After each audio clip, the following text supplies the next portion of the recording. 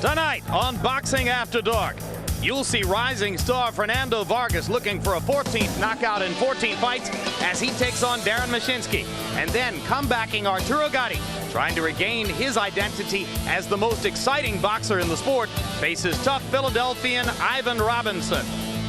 Outside this seaside resort enters its final muggy month of summer. Inside, the fighters on this card look for hope and redemption. Hope that Vargas can continue on his path to superstardom. Hope for redemption as Arturo Gatti tries to rebound from a loss. So lean in, paint your face, powder your cleavage, and get ready for another terrific night of boxing on HBO's Boxing After Dark. From the sublime to the ridiculous, we go from that to my face. Hello again, everybody. I'm Jim Lampley. We welcome you to this special edition of HBO's Boxing After Dark, which features two of the most exciting fighters in the sport. One of them, Arturo Gatti, exciting because he's always on the verge of disaster as he seeks redemptive victory. The other, Fernando Vargas, because he produces the kind of excitement that only goes with a superstar in the making, someone with a chance to make a real imprint on the history of the sport if he continues the way he started out. Working with us as always, someone who's already made an imprint on the history of the sport, world light heavyweight champion Roy Jones. And Roy, the high wire act for Arturo Gatti. He's every fighter's favorite fighter to watch. In fact, tonight's opponent, Ivan Robinson, said, "I'd rather watch him than any other guy. I have to forget about that when I go in to fight him." All this excitement in Gatti's career, good or bad for him? Well, it's both. Number one, it's good because he's always walking on that thin line. Everybody that he fights is going to come out there. They're going to hit him with big punches. They may even get ahead of him in a fight, but you can almost bet your bottom dollar that he's going to come back and he's going to make it a superb, terrific comeback. So it's bad for his boxing career to always get behind, but it's beautiful for boxing. And we'll see him in the second fight of the evening against Ivan Robinson. Meanwhile, we turn to HBO boxing analyst Larry Merchant to talk about the first fight, a showcase for Fernando Vargas against Darren Macunski. Vargas has fought 13 fights, 30 rounds total in his career. He's less than 21 years old, just turned 20 this past December, and if he wins tonight, it probably vaults him toward a mandatory title shot. Is he that good? He's better than good, Jim, but I don't know that anybody is that good. It makes you wonder, does an adolescent skateboarder go right to a Lamborghini? Does Leonardo DiCaprio want to play Hamlet? But Vargas is one of three very precocious graduates of the '96 Olympic class, including David Reed in the same weight class, who has far exceeded expectations as a pro, and Floyd Mayweather Jr., who is already slated for a shot at a title this fall. And yet in boxing we ask, what is the rush? Is an asteroid hurtling to Earth ready to turn us all into cinders? Whatever, Jim. If you bought stock in Vargas, it would seem almost like getting in on the ground floor of Microsoft. Yeah, that's right. He can become that good. He's an IPO at this point. So, incidentally, David Reed visited Vargas in the locker room before the fight to wish him luck. Both fighters are already in the ring. So let's take a closer look now at the rising Olympian star, Fernando Vargas. Well, Vargas wasn't heard from much of after the Olympics because he lost one of those controversial decisions, but he has never gone past the 6th round in his meteoric professional career. And across the ring from Vargas tonight, for the first time in his career, he'll be fighting an opponent who is taller. Macunski has some noteworthy wins over Buddy McGirt and Meldrick Taylor, and this could be a step up in class for Vargas. Well, he was the opponent for the ex-champions. He revels in the idea of being an opponent. They thought they would start to resurrect their careers with him. Instead, he buried them. But his biggest wins in a rather rough life that his father says is already a success story just getting here were over drugs and hepatitis. And he's managed to get past both of those obstacles, brings his mother with him to the fights, and she says, "Wow, what a wacky character my son is. I just enjoy being around him." Let's take a look at the tail of the tape now for Darren Macunski and Fernando Vargas. And we told you, Macunski, the first opponent Vargas has faced as a professional who has more height than he does. 2-inch reach advantage for Vargas. They weighed in at 153 and 155. Fernando has put on 13 pounds in the last 24 hours, and Macunski 7 pounds. You know, a lot of people ask us, how is it possible to put on so much weight in such a short period of time? It's from dehydration and liquids that bring them up to a more natural weight. Rules of the bout with our unofficial ringside scorer, Harold Letterman. The ferocious Fernando Vargas, Darren Macunski fight is scheduled for 10 rounds, non-title. The rules of the New Jersey State Athletic Control Board. There is no standing gate count, no 3 knockdown rule. Only the referee can stop the fight, and you cannot be saved by the bell in any round, including the 10th and final round. Jim. Let's go to ring announcer Mark Barrow for the official introductions. Good evening, ladies and gentlemen, and welcome to the ballroom of the Atlantic City Boardwalk Convention Center for an evening of all-star professional boxing on HBO Boxing After Dark. Under the promotion of Main Events in association with Bally's Park Place Casino Resort and Budweiser, the undisputed king of beers. Your matchmaker is Carl Moretti. Tonight's bouts are under the auspices of the New Jersey State Athletic Control Board. The commissioner in attendance is Larry Hazard. Ring officials assigned are your ringside physicians, Dr. Steve Oxler, Dr. Earl Shaw, Dr. Charles Wilson, and Dr. Eric Wormser. Your timekeeper this evening is Honest Art Spell, and counting for the knockdowns at the bell, in this case, the alternate referee, Randy Newman. Ladies and gentlemen, this is your first HBO matchup of the evening. It is scheduled for 10 rounds, junior middleweights. Your judges at ringside are from Newark, Kason Cheeks, from Ardsley, New York, Melvina Lathan, and from Cedar Grove, New Jersey, Steve Weisfeld. Your referee for this event from Ventnor, New Jersey, Jim Condon. Introducing now the principals first in the red corner to my right, wearing the black trunks with the white trim. He weighs in at 155 pounds. His professional record reads 16 victories, 5 defeats, 6 wins coming by way of knockout. He hails from Pine Beach, New Jersey. Introducing Darren Checkmate Macunski.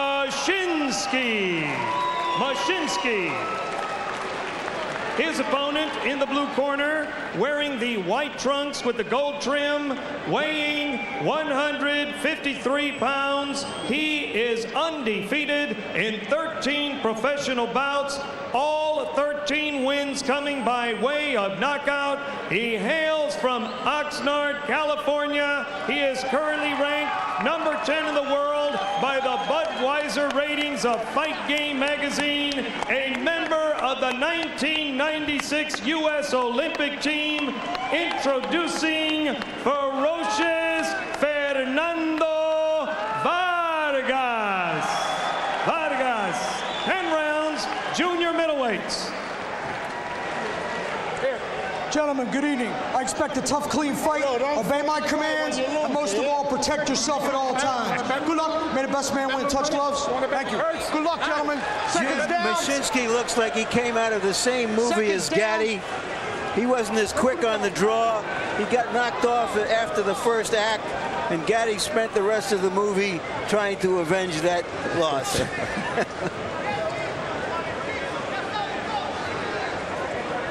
Macunski is certainly a classic fighter story. His father's a plumber. Took him to the gym in frustration, trying to find something to do with his trouble-prone kid. And Darren has found in boxing a career beyond his difficulties with drugs, hepatitis, 2 stints in prison. His parents never gave up on him. Straight left hand by Vargas stops Macunski in his tracks. And you'll see the patient, economical way Fernando Vargas goes about his business. It's classic power puncher stuff, Roy. Yeah, Vargas is a big puncher, Jim. He takes his time because he wants to set up those big shots. He doesn't want to go out there and show his opponent everything right away. He wants to camouflage some of it so he can hopefully catch him by surprise and may put him on the canvas.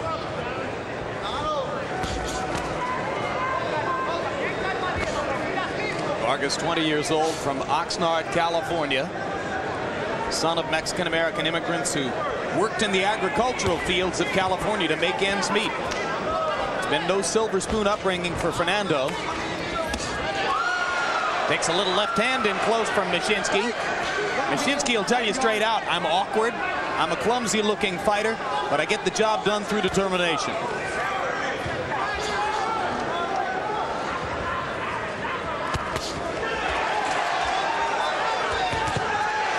Big right hand over the top by Macunski.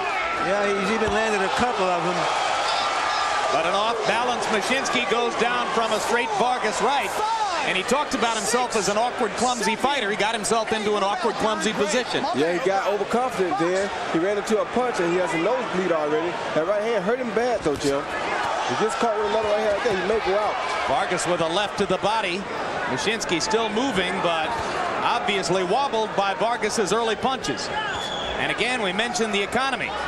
Vargas wasn't throwing much. He just waited for an opportunity to catch Macunski off balance. I thought it was more being off balance. I don't think he's shaken up, although I think he understands that he's in with something he hasn't been in with before. He's already got a bloody nose, Macunski.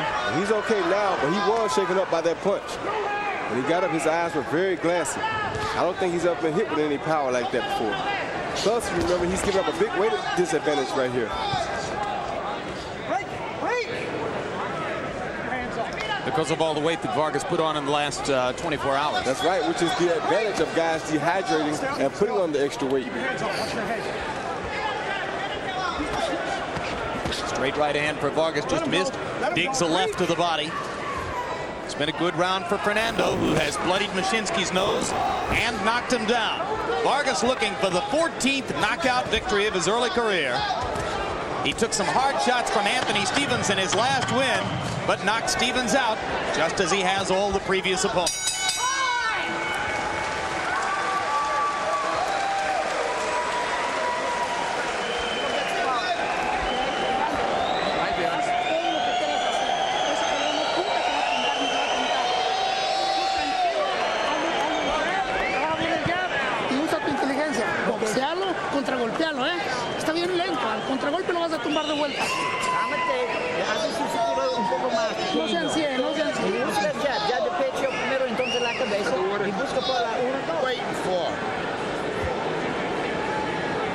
Did he hurt you? No.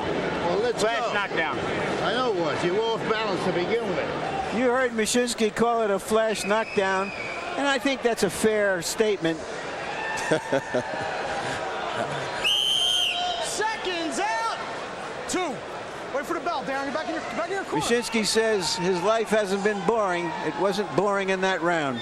Well, if it was a flash knockdown, it was a bigger flash than Macunski may have given it credit for.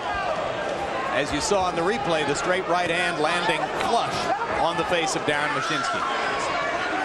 Referee Condon telling Macunski not to hold Vargas behind the head. Vargas scarcely aware of what his opponent's doing. He's just measuring his man at this point.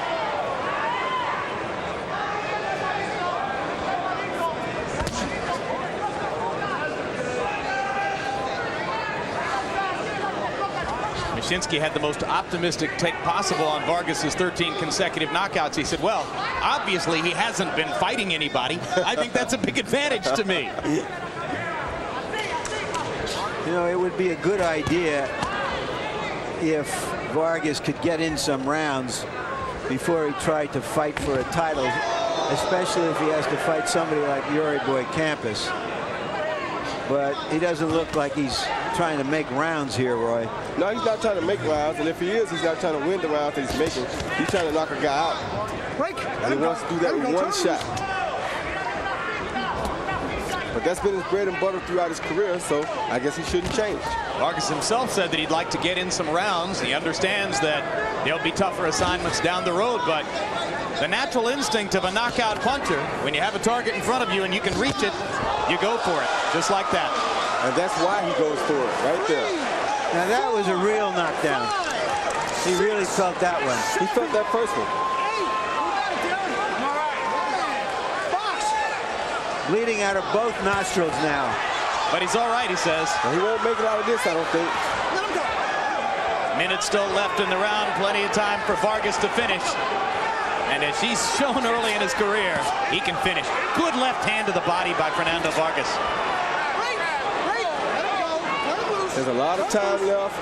I don't know if he's going to be able to sustain all this punishment for the rest of this round. This is a A great-looking young fighter against a tough club fighter. Too much quickness, too much power for Vargas. Vargas takes a little right hand from Macunski over the top, just waiting and watching. Vargas turns southpaw, turns back conventional, lands a straight right hand, and backs Macunski into the corner. Had he landed that straight right hand flush, this fight would have been over. Yep. That was a great move with the little southpaw turn and back. Watch your head, Darren. Keep your hands up.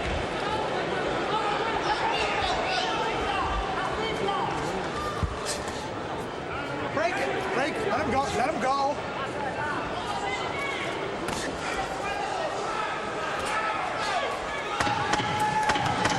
So Macunski makes it out of round number 2, but Vargas has scored 2 knockdowns in 2 rounds. And getting 2 bloody nostrils.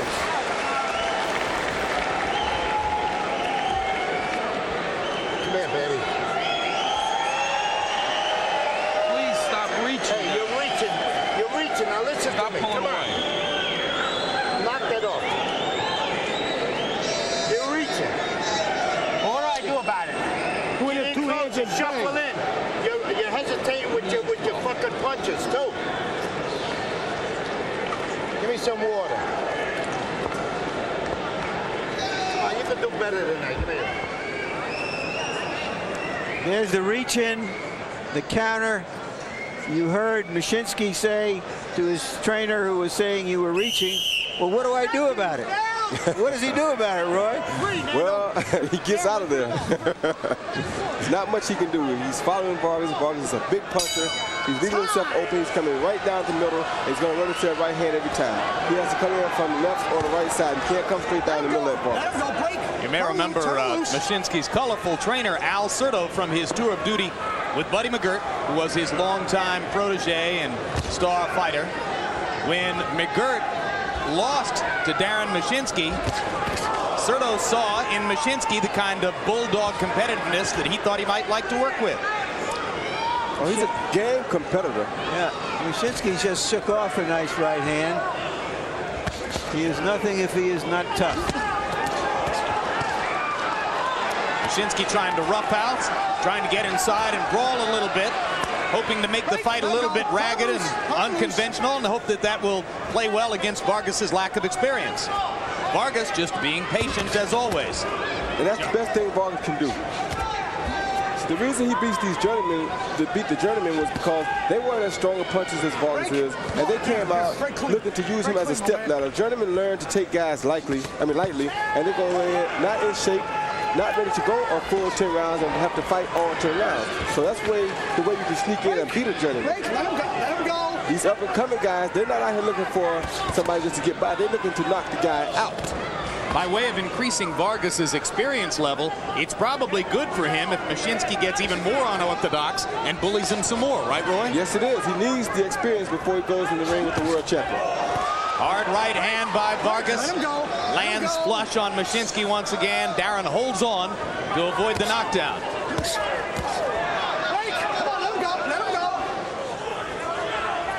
Vargas's blonde forelock flopping back and forth.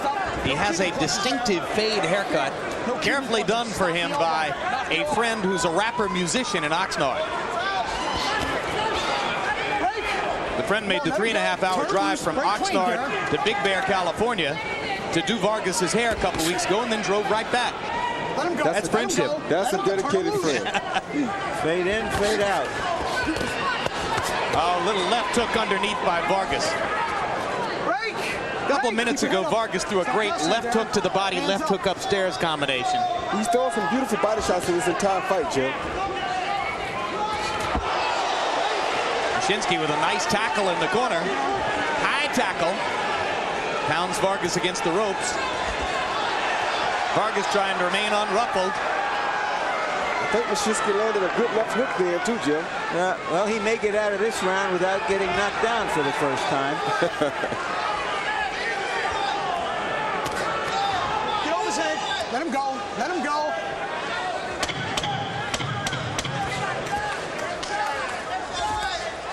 Right hand by Macunski brings the crowd alive.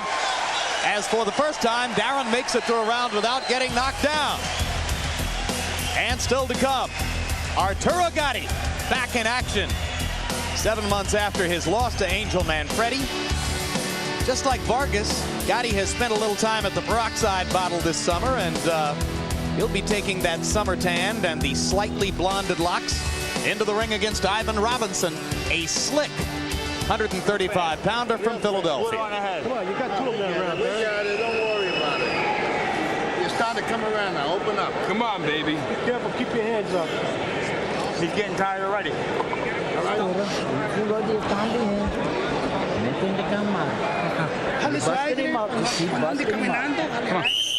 Come on, snap these punches, snap the punches on the Vargas has become a mandatory challenger faster than any fighter in history. I have no idea why that's happened. But Roy, I have to ask you, do you think it's too much too soon to put him in a title fight against a tough professional? No, I don't think it's too much too soon. But you have to remember that he's only 20 years of age. And what is he going to do 10 years from now? Is he planning on having an extended professional career? Or is he just looking to go out and do all he can now and get out of boxing? When you become a world champion at an early age, Roy, are the bigger obstacles the better level of competition you're going to face in the ring, or the new set of distractions that arrive outside the ring? Actually, the bigger problem is the new set of options that derive outside the ring. How do you handle success? How do you handle your money? How do you handle yourself? How do you handle the peer pressure? How do you stay away from the things that are going to hurt you that you haven't had a chance to come face to face with yet? That's the biggest problem. Yeah, well, that's the very reason that people question rushing a really young fighter to that position. He may have the talent to be the champion, but does he have the stability to stay there? And that's a good question. He's already a father, so he has that responsibility on his plate. He points out that it's not unusual for him to be a father early in life. It's the tradition in his family. His mother had a child when she was 15. So he thinks it's only right that he should be facing responsibility at age 20.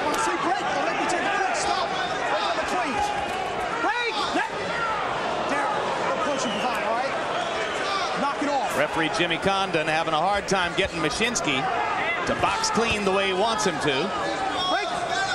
And you can't blame Macunski for anything he tries. He's outclassed technically, so he needs to fight a non-technical fight. That's right, he needs a wild war. Break! Let him go! Let him go!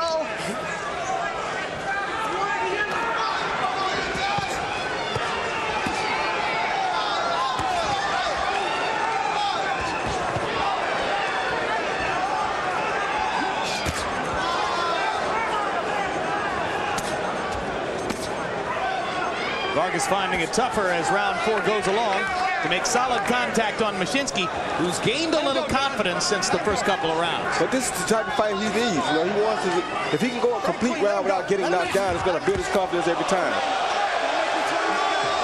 And Vargas has reverted to some of his earlier fights where he's just throwing big roundhouse punches. He's getting a little frustrated now, unlike the first couple of rounds, Roy. That's what you want to have these long fights, tough fights for these young guys for. Exactly. Learn to deal with the frustration.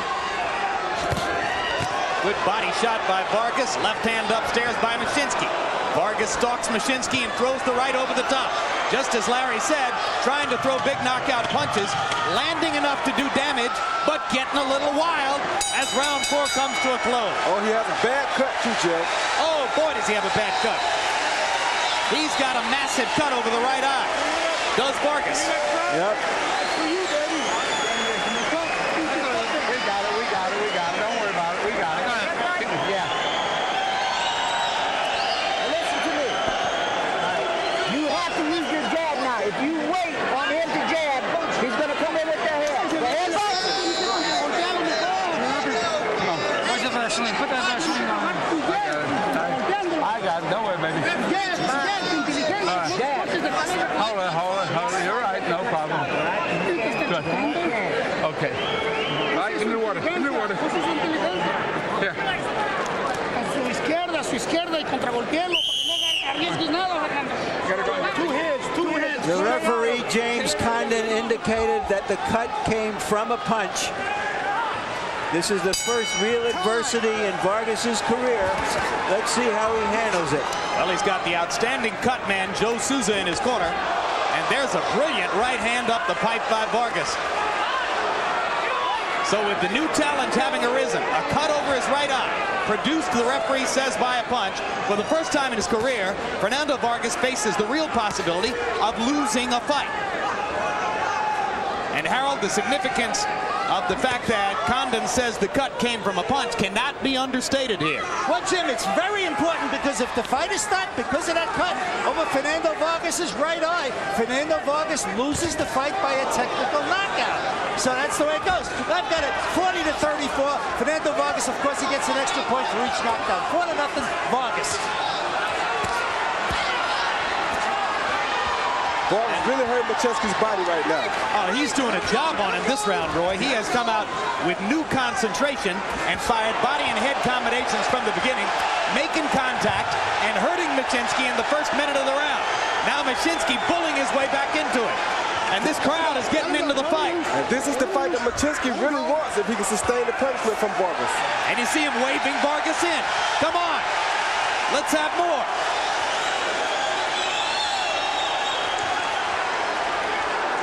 As Macunski holds his hands and waves, Vargas lunges and fires up the middle. I thought the right hand he threw up the middle at the beginning of the round might have been the end of things. But I think Macunski's ability to take Vargas's punches is improving. As the fight goes on. Yep. We can't get careless and run into a big Vargas punch here either, though, Jim. Now Condon's going to have a real job on his hands, because Macunski knows if he can just stay in the fight, he's got a chance to win it on a TKO. The cut does appear to be alongside the eye instead of right over it. I'm not sure he's in that much danger, but it would be a good idea for him to get out of here before we have to call the Red Cross for both fighters. Yeah, there's a lot of blood, Larry. Oh, good body shot. Outstanding body shot by Vargas with the left hand. Vargas is trying to knock him out right now. He's sitting down on these big punches. He's really trying to get this fight over with.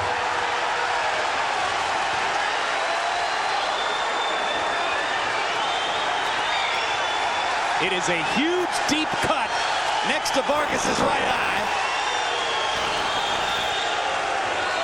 And he's going to have to muster everything he's learned in his brief career so far to weather this particular storm. The gloves are red, the fighters are red, the fighters' trunks are red. Everything is red here right now. Another good left-hand body shot by Vargas. And another. Vargas concentrating on the body in the last 2 minutes of the round.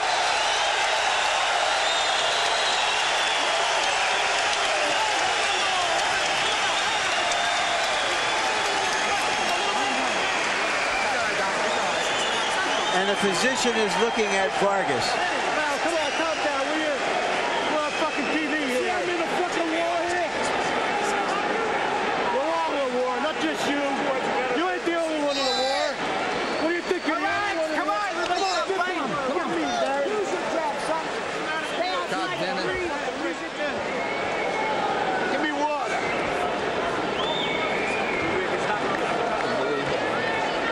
You gotta stay in there, you gotta use the hook. Left hook.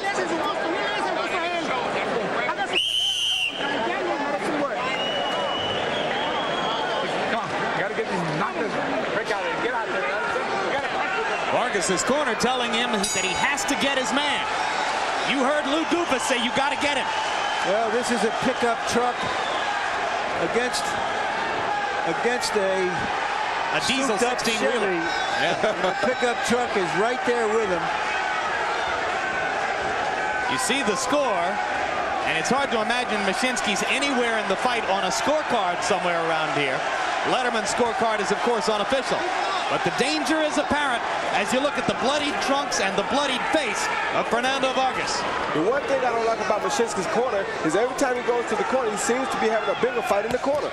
His fight is big enough out here in the middle of the ring. Don't fight when you go back to the corner.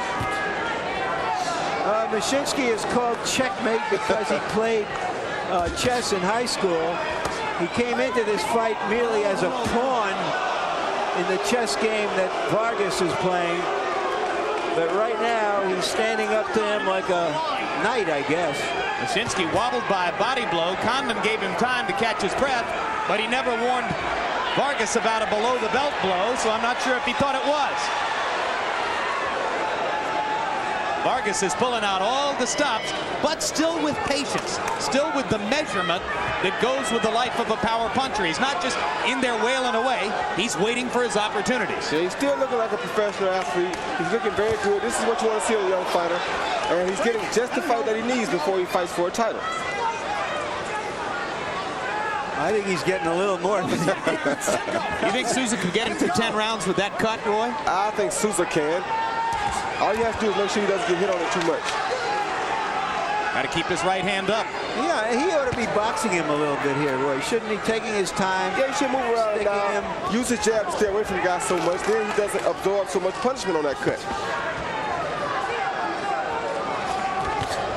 Straight right hand lands for Vargas. He's landed 3 or 4 of them here in this round. Macunski just looks unstable in this fight, you know. Looks more unstable than he is. That part of it is panned out. He told us, I won't look very good in there. That doesn't mean I'm not being effective. He's right.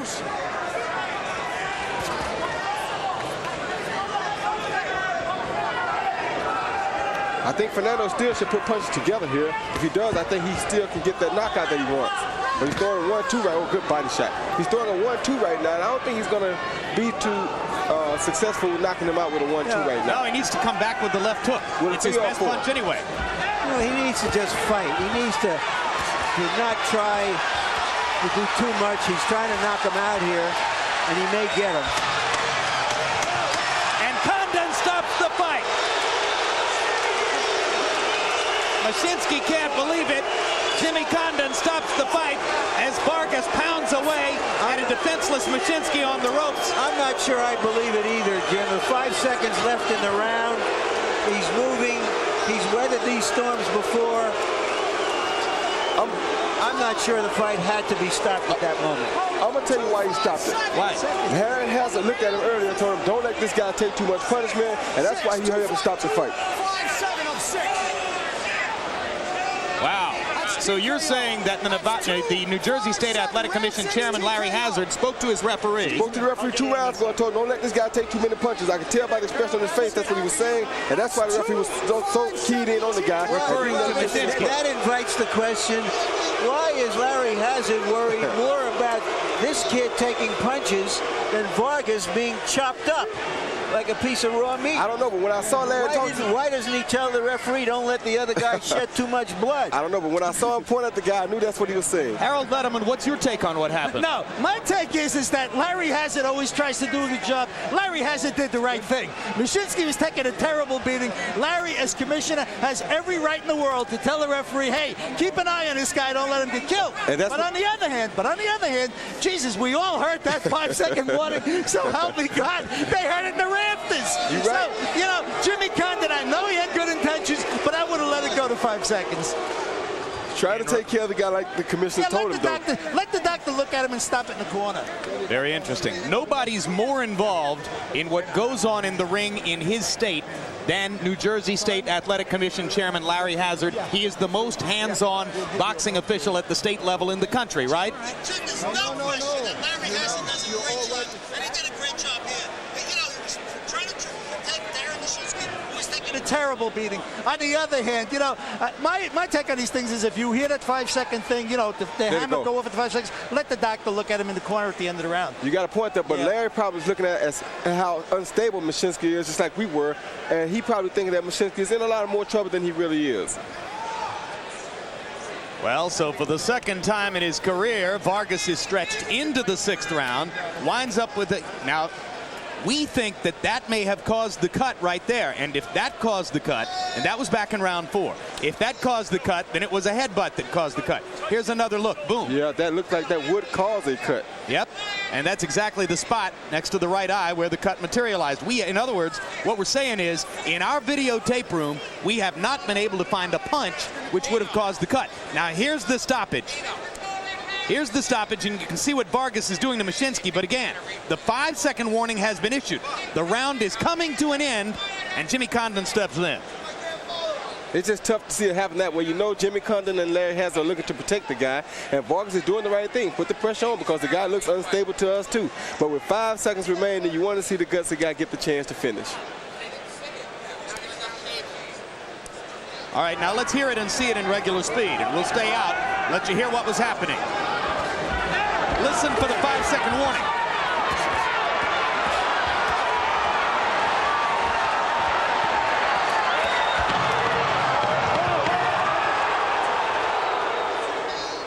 He was coming in right at the 5-second warning. Yeah, it was in deep background there, but you might have heard a bell ringing in the background. Well, there's a disappointed Darren Macunski. Vargas stays unbeaten at 14-0 with 14 knockouts.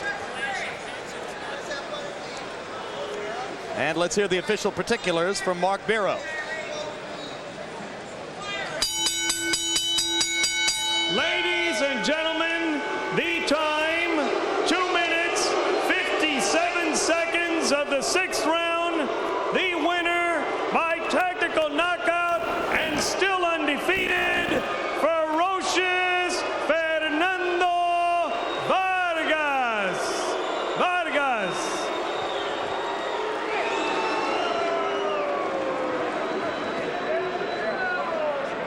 And you get a clear audio picture of what the crowd thought of referee Jimmy Condon's decision to stop the fight. Those same people, of course, will come out and cheer for Vargas in his next appearance. People just want more excitement. Yeah, they want to see more bloodshed, but I think the commissioner had the best thing in mind. I think Vargas did a brilliant thing, which was to attack the opponent while he looked like he was weak. Yeah, all in all, I think Vargas probably learned a little and showed a lot. As you look at the lopsided punch stat numbers, Vargas landing more than twice as many punches as Macunski, throwing 86 more punches than, or 76 more punches than Macunski, and landing at nearly twice the percentage. A typical performance for Fernando Vargas at this early stage of his career. A good performance, the perfect fight for a guy looking to move into title contentions. And now Larry Merchant is standing by with both of these fighters. Thank you, Jim. Fernando, did you feel you were facing disaster when you started feeling the blood pouring down from your eye? Well, I've never been cut. I guess you can say I'm not a virgin anymore from the sport of professional boxing of being cut. I got cut, but I felt it was from a head, but we're clashing heads when I was coming in with the right hand. But I thought it was actually his blood, but then I started, every time I saw that I would come in, I saw his shoulder bleeding. I know he wasn't cut from his shoulder, and it was me. So, well, how desperate were you at that point? Well, I knew that I had to keep my composure. I mean, if you get cut, this is part of boxing. You're gonna get cut sooner or later. And it's my first cut, and let's take a look at it on the tape to see if we can catch the moment when you cut and see. Tell us what you see. Right there. It was when I hit him right when I was coming back with the right hand. We clashed heads on my right hand side. All right, I have Darren on the other side of me. Was that what you saw happening, or did you think it was a punch? Hey, I'm in the heat of the excitement. You know, I don't really look like it was a headbutt punch. Who knows? That doesn't matter. The guy showed me a lot, you know, and I'm not going anywhere. I'm just starting to build up to my potential. I'll be back. As you know, I come to fight, and did you think they ended the fight before they could have? I thought so. I mean, this is primetime boxing here. This is HBO. You know, we get paid pretty good money to do what we do. They should let us continue a little bit. This isn't the amateurs, you know. This is professional business here. They should let us go. I mean, I was dropped, and I get up and I fight harder. That makes me fight harder. So that's part of the game, getting dropped in boxing. I think they should have let it go on. And what about you, Fernando? Did you feel you had to stop him? You didn't want to take any risks with your cut? Well, you know what? When I started clashing heads, my corner told me, "What are you doing in there with them? You know, you're a much better boxer, and you came to box." And that's when I remembered, and I told you that I was going to box, and I started boxing that round. He didn't hit me at all that round. I started catching him cleanly, and at the end, the referee saw, you know, that he had to do his job and stop the fight. All right, thank you very much, guys. Jim? All right, thanks very much. So a victory, and it turns out justice, I think, for Fernando Vargas, because, Roy, the referee, Jimmy Condon, had already made what appears to our videotape eyes to be the mistake of saying that the cut came from a punch, when in retrospect it certainly appears that cut came from a headbutt. Yeah, that could have really been bad for Vargas had the fight got stopped earlier because of that cut. Yeah. The referee made a bad call, and it would have cost him his undefeated record. Speaking of referee Jimmy Condon, he's standing by now with our Larry Merchant. All right, thank you, Jim. Again, Jimmy, why did you stop the point at the fight at the point you did? Was it because Larry Hazard before the round had told you don't let this kid take too much punishment? No, sir, not at all. From my vantage point, as I was circling in on him, he was the other kid, Mr. Vargas, was coming on, and Mr. Macunski was beginning to tire. He had taken quite a bit of body punishment, and he was obviously fatigued. From my vantage point, when I stepped in to stop it, he did not complain, and he was frozen. I didn't want to have it. It's better for one punch too soon than one punch too late. Wasn't Vargas in as much jeopardy because of his cut? No, I don't think so, because obviously he was the fresher of the two. He landed the cleaner, harder scoring blows, and Mr. Macunski was fatiguing and a big underdog, and then he was starting to come out of it. Thank you very much, Jim. All right, so now the chance exists that Vargas, as soon as his next time out, could fight Yuri Boy Campos for a world title if Campos elects to defend the title rather than to dump it and go for bigger money against Oscar De La Hoya. You've seen Campos, strong, straightforward kind of fighter. Is Vargas ready for that? Vargas showed tonight that he's ready for just about anything. I think that would be a terrific fight for Fernando Vargas. I think Vargas could actually be great competition for either of the champions in the junior middleweight division. All right, well, we'll see what happens. Meanwhile, we're going to look forward now to the second main event of the evening. Arturo Gatti trying to revive his reputation after a loss in the last fight against Angel Manfredi. Tonight's opponent, Ivan Robinson. Big change for Gatti since that last loss, Roy Jones. He has dumped his longtime trainer, Hector Roca. And now he moves forward with Bob Waring, who's made a mark in the sport as a physical trainer, a fitness guy, but has never before been the head trainer for a boxer. What kind of choice is that for Gatti at this stage of his career? Well, it all depends on what Harding has learned in this boxing game. He's been around boxing long enough to have learned an awful lot about boxing. Now, you hate to see a guy go away from his original trainer, but Arturo Gatti is already the fighter that Arturo Gatti is going to be. Everybody knows what Arturo Gatti brings. He knows what he brings. He's been bringing that since he was a kid. Who can change it? So why change it? Go work on changing something else. And that's probably why he has a strength trainer trying to make different changes. Well, we'll see what changes Bob Waring makes, if any, in Gatti's inimitable and already well-defined style as a warrior. Tonight, Larry, Gatti goes against Ivan Robinson. The one previous time we saw him here on HBO, he threw more than 90 punches around in losing to Philip Holliday, who threw 120 punches per round. Those numbers and Robinson's style as a mover and a boxer, is he going to do damage to Gatti the way so many of Gatti's previous opponents have? I've got a scoop for you, Jim. That DNA on Monica Lewinsky's dress, Gatti's blood. Everybody cuts Gatti. It's what makes Gatti Gatti, the drama queen of the boxing world.